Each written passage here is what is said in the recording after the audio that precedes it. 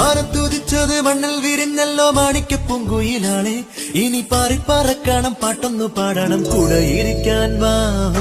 എത്താ കൊമ്പില്ല ഇനിയും വിട്ടാൽ വീഴില്ല കിട്ടാ പൂവില്ല തീയും തൊട്ടാ കൊള്ളില്ല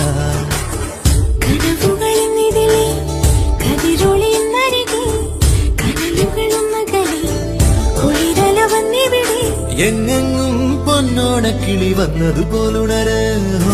എത്താ കൊമ്പില്ല ഇനിയും വിട്ടാൽ വീഴില്ല